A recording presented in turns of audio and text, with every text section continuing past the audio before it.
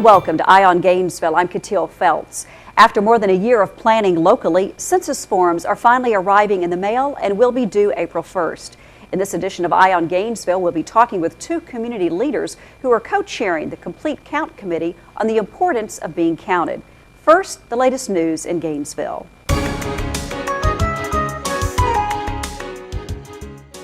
Everything Bridal was the talk of the day at the annual Bridal Fair in late January, sponsored by the Gainesville Civic Center, JB Jams Entertainment, and Soiree's Southern Events. Dozens of vendors talk with prospective brides and their families on everything from cakes to dresses to photographs. More than 500 people attended the event. The special fashion show of the day was hosted by Christie's Bridal and Formal Wear of Dawsonville. The 10th session of the Citizens Government Academy begins Tuesday, March 23rd. In case you're wondering what it's all about, here are some comments from one of our graduates from 2009. I've been in Gainesville for 32 years, moved here as a rather young woman with very young children, and what I knew about the city was basically just interacting with the city schools and the sports programs, but that was it. So being a part of the Government Academy, I have had exposure to all the different departments in the city, how they interact, and just my knowledge has just expanded. After 32 years, I finally feel like I know a little bit about where I live, and I love it. The Citizens Academy is a 7-week session on Tuesday evenings from 6 to 8 p.m. Graduation will be held May 11th. Registration forms are available online at www.gainesville.org or by calling my office at 770-531-6598. Saturday, April 17th is opening day for Little League season in Gainesville. You know, spring is really here when hundreds of young athletes line up at City Park Stadium sporting their team colors. The Chicken Q the night before is a fundraiser for the season, but if you saw them cooking, you would say it's really about fun for the dads. This year marks the 32nd anniversary of opening day, sponsored by Gainesville Parks and Recreation. And whether you like it fried, smoked, grilled, or barbecued, chicken of all kinds will be featured in this year's annual Chicken City Spring Chicken Festival. That's Saturday, April 24th in downtown Gainesville's Roosevelt Square area. The event is sponsored by Keep All Beautiful and is the premier chicken cook-off in Gainesville. If you're interested in entering a team, go to keepallbeautiful.org. April 15th is the registration deadline. This event is finger licking good. 10 questions, 10 minutes, tens of millions of dollars. That's how the 2010 census is being promoted in our community.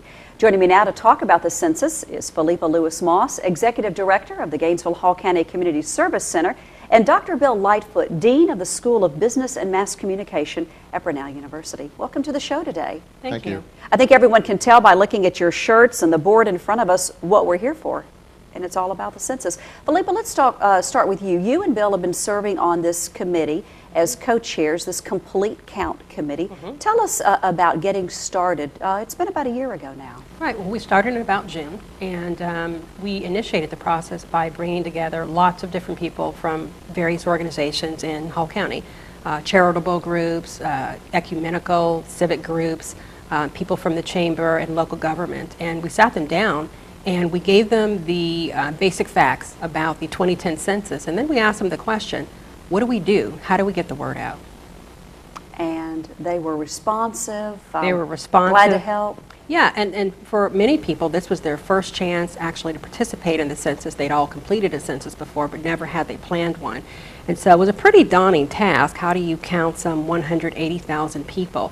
And so basically we divided ourselves up into 10 committees, church, civic groups, as I said, and we started to generate ideas. What would work for each community? What will work for agriculture? May not necessarily work for education. So we sat down and divided ourselves into subgroups, and then we started to generate what we came up with, which was our top 10 good ideas. Okay, we'll talk about those in just a moment. Gainesville also served as one of the locations for the actual census office. Did. And did you receive? Did you work closely with that office? We did. In fact, before their office opened on Queen City Parkway, they actually spent some time in our office and used it as a place to interview and get themselves set up. So we have a really wonderful relationship with the folks at the census, and we were able to get our resources and materials up front very quickly. And so now we feel like we can just pick up the phone and call them whenever we have a question. Bill, I know that there certainly there are a lot of supporting materials for the census. We see those all around the studio this morning. I know there's a tips for sharing the census so that people in the community can talk intelligently about it. One of the first statement on there, it talks about what the census is and what it is not. So let's tell us if you would what the census is. Well, in the broadest base, the census is used for two primary purposes. One is to allocate over $3 trillion over a 10-year period based on the census results. And then the second thing is it's used to reallocate congressional seats. And for Georgia, both these things are obviously very critical. We're at a point now where it's pretty much assured that we're going to get at least one new congressional seat. And there's a pretty good chance that we'll get two based on the results of the census. So in the broadest sense, that's what it's for. Locally, what it really equates to is dollars. The estimate is that approximately $13,000 per person will come in the form of federal grants and funds for different kinds of organizations and opportunities to help support the services that we provide here in Gainesville-Hall County. And it's what it is not is it's not a citizenship test of some type. It's actually an attempt to go out and make sure that every single resident of our community is counted during a specific time frame. It goes back to 1790. This is a part of who we are as a country. It was mandated back then, and essentially it's stayed the same. There's been some adjustments here and there. This time they've actually simplified the process a bit to try and, as you said, 10-10-10, to try and make sure that it's pretty easy for people to actually be counted. Let's talk about that. As we conduct this interview today, the census forms are arriving in the mail, and they want them back by April 1st. But let's talk about how much easier this form looks, Philippa, than in previous years. Well, this is the easiest census we probably have had since 1790. There are only 10 questions, we estimate, because we've done it, is that it will actually take 10 minutes. And we hope that it will generate tens of millions of dollars for our community. The questions are incredibly simple. They literally ask your name, to confirm your address, your location, and essentially ask you how many people are in your household and whether your house is an apartment or a home or some other type of complex. And they'll ask you the same question for as many people that are in your household. So it really is, it could take you quite literally as quick as 3 minutes. I was going to say, I saw the questions. It really doesn't have to take. Who is actually counted on the census, Philippa? Everyone in your household. So as Bill mentioned, it doesn't matter what your citizenship status is. It's just, are you residing in the United States of America?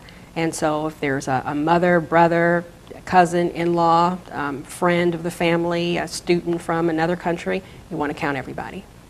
Just count them one time. Just one time. What about and what about some of the details about what about students who are away at college? How does that work? Parents will count their students, Okay. and so students at college wouldn't necessarily receive a census form. They'll be going just to households and not to the actual dormitories and things like that. Okay, and then Bill, you've already talked a little bit about how the census information is used. Let's bring it down to even an easier, just a simple, something that we can all relate to. Well, allocation of federal buildings, for example, if we have an IRS center here, they make decisions based on trends in population, both density and that kind of stuff.